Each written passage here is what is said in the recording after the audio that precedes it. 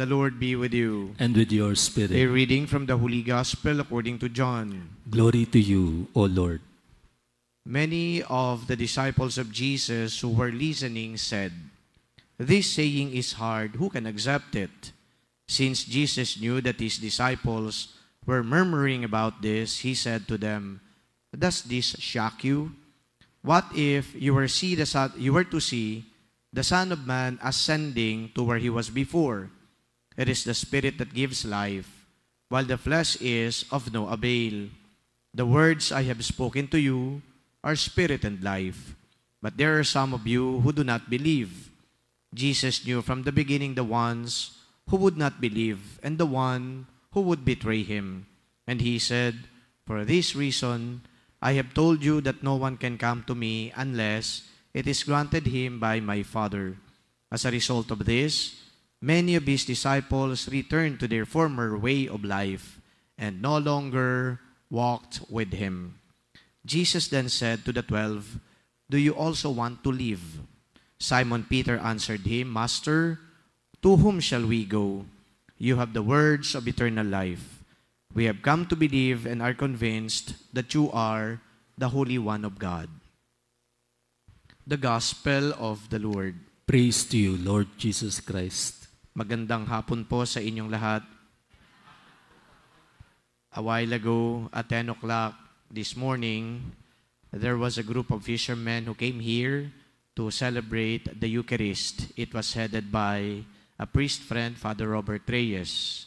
Sila ay nagpunta dito dahil kinikilala nila ang EDSA Shrine bilang isang lugar kung saan pwede po silang mag-express ng kanilang mga hinaing advocacy at tungkol po sa lipunan at patungkol po sa mga grupo na kinabibilangan po nila. At naniniwala din po sila na ang EDSA Shrine ay isang miraculous shrine. And so they came here a while ago to celebrate the Eucharist, asking God through the intercession of the Blessed Virgin Mary to always bless their cause and their advocacy. Dapat po mamayang hapon, may isang grupo na naman na magdiriwang po o magdaraos ng misa, bandasa ng 3:00. Ito naman po ay grupo ng mga politiko. So ibig sabihin, ang EDSA Shrine ay kinikilala din ng mga politiko na ang lugar na ito ay tamang lugar kung saan humihingi sila ng tulong sa Diyos at nagpapasalamat sa Diyos sa mga biyaya na tinatanggap nila at sa mga gagawin pa nila. Well, unfortunately, hindi po matutuloy yung misa ng mga politiko mamayang 3:00 dahil yung organizers ay wala pong nakuhang pari. Hindi naman din po sila lumapit po sa akin para pamunuan ko yung banal na Eucharistia. Pero kahit naman imbitahan nila ako, hindi rin ako po pwede. Dahil mamaya pong 3:00 ay meron po kaming pastoral council meeting. Ang EDSA Shrine po ay naghahanda din. Ang EDSA Shrine, lalong-lalo na kami po ng mga pari at mga naglilingkod dito, nag-uusap-usap din. Kasi hindi natin pwedeng iasa na lang sa chance yung pong mga programa at mga gawain po para sa tao, para sa mga mananampalataya. So kapag nakikita po ninyo na may mga activities po tayo dito, well-coordinated po yan. Kapag pumalpak po yan, hindi po ako palpak, yung pong mga servants dito. So, I am not going to throw them under the bus. Of course, I love them all. In the spirit of synodality, which was pushed by Pope Francis, well, the lay people, the religious, and the clerics. Clerics are the ordained ministers of the church. We should walk hand in hand. We should help each other. We should listen to each other. We should plan together and implement the plans together for the people. Yan po yung synodality. Yan po bang synodality na yan under the new Pope? Is it going to continue? Yes, of course. There is no turning back. Because synodality, I think, this is my personal belief and reflection, is good for the church. Imagine if it is the priest who only plans for the programs of the church without the contribution of the lay people, without consulting the lay people. It's going to be, I think, one-sided. Always from the point of view of an ordained minister. and the lay people will always just be the recipients of our initiatives. But in the spirit of synodality, we are not the only initiators or planners. You are already included as initiators and planners. So you are not anymore just spectators or recipients. You are now part of doing, planning, implementing. That is what is good about synodality. And I guess Pope Leo XIV is going to be very supportive of this endeavor of the Catholic Church during the papacy of Pope Francis. Kanina din po, may radio program ako. Every Saturday po pala ang aking radio program. Kaya wala po ako dito pag umaga. Kasi yung radio program na yan ay matagal na.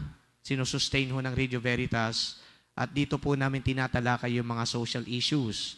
Well, for this program, ang pinag-usapan po namin ay si Pope Leo XIV. And I interviewed one of the Augustinian missionaries who belongs to the congregation or religious congregation of the Pope. Siya po isang Augustinian. Ito pong kinausap ko ay novice pa lang noon nung pumunta dito si Pope Leo XIV. Siya po ang superior nila sa Augustinian congregation. Sabi ko, ano ba yung nakita mong katangi-tangi dito kay Father Prevost pa noon? Alam mo ang sinabi ng pare, siya ay ardent listener. Kinausap daw ng mga pare yung mga novice, pati na ho yung mga mahihirap sa Baseco. Mantakin ninyo, hindi pa Santo Papa, provincial pa lang ng Augustinian missionaries, superior pa lang siya, napunta na ng Baseco. Dahil peron pong parokya ang mga Augustinians doon. Pinakikinggan daw talaga yung mga sinasabi ng maliliit na tao. And that is, I think, very telling. To listen is very hard. When many people today are so used to speaking, dapat mailabas ko to, dapat ma-express ko to, dapat magsalita ako. This guy, the Pope, according to this priest whom I interviewed, is an ardent listener. Maganda yung kinwento niya. Nag-joke pa nga ako sa kanya, Father eh. Novice pa lang ako noon, dino-joke ko yung superior namin. Sabi daw niya, "Hey, Father Provincial, how is it that your nose is so pointed while mine is not? What is your secret?" Tinanong daw niya ng ganon. Tumawa daw yung pare na ngayon ay Santo Papa. Tinanong ko yung pare, ano daw kako yung sikreto? Kasi baka ma-share din sa akin eh. Tumawa lang daw, hindi naman sumagot. And then of course, sabi niya, this Pope would always emphasize unity from among the family of Augustinians. Unity. And then this unity is not just a product of human efforts. Ang sabi daw ni Father Provincial na ngayon ay Santo Papa na, unity in Christ. It is Christ. That's why we bring people to Christ. It is not that people may go to us, but it is that people may go to Christ, and we bring Christ to the people. Diba? Very, very telling. Sabi ko, kung ganun pala yung sinasabi sa inyo ng Santo Papa, di very consistent siya. Kasi that happened maybe 15 years ago, 10 years ago, and now that he is a Pope, he would continue channeling his energies, working for that unity. And you know kung bakit pinili niya yung pangalang Leo? Yung Leo XIII na immediate predecessor niya ay Santo Papa who championed social justice causes. A Pope who actually initiated the Church's engagement with the world. At alam niyo kung anong ginawa niya noon? Number 1 na ginawa nitong si Pope Leo XIII, sumulat siya ng isang encyclical ng pamagat Aeterni Patris. Yung Aeterni Patris, ang layunin ay ibalik ang pagtuturo sa mga seminaryo at ilang pang Christian education, ang Thomistic philosophy. Because Pope Leo XIII believed that Thomistic philosophy is going to be the foundation of our engagement with the world. That is a Christian philosophy. That is a Christian thought. Bakit? Ano bang nangyayari noon? It was the advent of Industrial Revolution. At dito din nangyayari yung modernism. Ano yung modernism? Yung modernism, shun the church. Let us not consider the faith. They are not anyway practical. And at the same time, they are not responsive to the needs of people today. Yan ang modernist thought. Kaya yung secularism nag-umpisa dun. Alisin mo na pananampalataya, alisin mo yung Diyos, alisin mo yung religion. Wala namang pakialam yan kasi wala namang naiko-contribute yan sa pagkatao natin. Industrial Revolution, eto, ang daming nangyayari. Eto makapagbibigay sa atin ng development, ng progress. Pero sabi ni Pope Leo XIII noon, hindi. Balik tayo doon sa Christian philosophy. That is our foundation, that is our root. Palagay ko, ganyan din ang gagawin ni Pope Leo XIV. Because you know why? Secularism is still rampant. Not only in America and Europe, but even here in the Philippines. Ano ulit ang secular mindset? Ba't pa ako magsisimba? Wala namang pakialam yan eh. Ba't pa ako maniniwala? Hindi naman na nag-contribute sa akin ng kung ano-ano yan eh. Ba't pa ako magdadasal? Hindi na. Secular mindset. Again, it's bringing Christ to the people. And then sabi niya, kung noon, ang nilalabanan ni Pope Leo XIII, machines, industrial revolution, technology, modernist thinking, alam mo, sabi ngayon ni Pope Leo XIV, ang nilalabanan din natin, AI, artificial intelligence. Bakit? That is to the detriment of human beings. Anong ibig sabihin ng detriment to the human beings? Sa lahat na ngayon machines, lahat na ngayon computer, paano na yung mga manggagawa? Si Leo XIII, doon sa kanyang ginawang encyclical din, ano ang in-emphasize dito ni Leo XIII, doon sa kanyang ginawang encyclical noon? Sabi nila, karapatan ng manggagawa, okay, dapat bigyan niya ng tamang wage, sila ay may karapatan na magtayo ng mga union. Ganun ang ginawa ni Leo XIII. Again, for the people, for the poor, for the ordinary workers. Ngayon kung may AI, ngayon baka yung mga professionals natin later on, baka yung nagko-construct na ng mga bagay-bagay dito, machines. Baka yung nag-o-opera sa atin, surgical operation, machines. Paano na yung tao? Kaya nakita ito ni Pope Leo XIV. Nakita niya. Sabi niya, ito ngayon ang kinakaharap ng simbahan. And we have to counter that, again, the preeminence of human beings. So we pray. So dito naman ngayon sa gospel, sabi dito ay, maniniwala ba kami sa sinasabi mo? Ano ba yung sinasabi kasi ni Jesus? I am the bread of life. Whoever comes to me will never die. Ngayon, ang implication nito, yung connection kay Pope Leo XIV, simple lang.